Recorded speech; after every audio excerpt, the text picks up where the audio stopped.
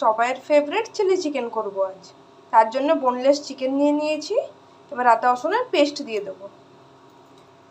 1 চামচ মতন ভিনেগার দিয়ে দেবো।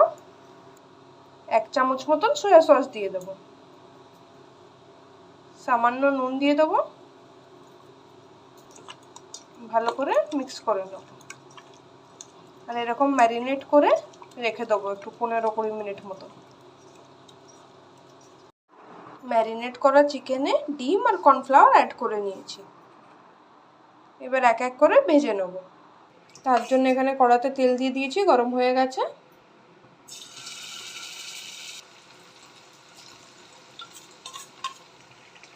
ভাজা হয়ে গেছে, এবার তুলে নেব। চিকেন ভেজে তুলে নিয়েছি। এবার এদিকে কর্নফ্লাওয়ার, সয়া সস আর একটু টমেটো সস দিয়ে একটা ব্যাটার মতন করে নিচ্ছি।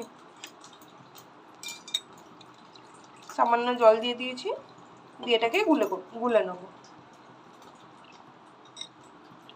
এদিকে তেল গরম হয়ে গেছে, রসুন কুচিটা দিয়ে দেবো।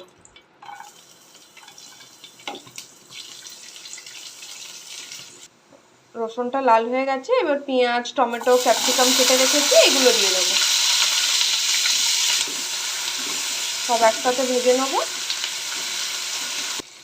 এবার কাশ্মীরি মির্চের গুঁড়ো দিয়ে দেবো। স্বাদ মতন নুন দিয়ে দেবো।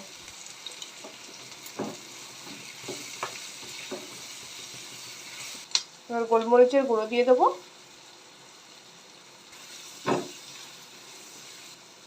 এবার গুলে রাখা কর্নফ্লাওয়ারটা দিয়ে দেবো।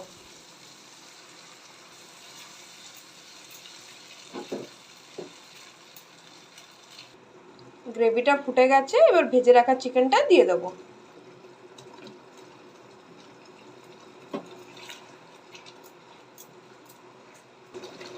ফুটে গেছে, এবার নামিয়ে নেব।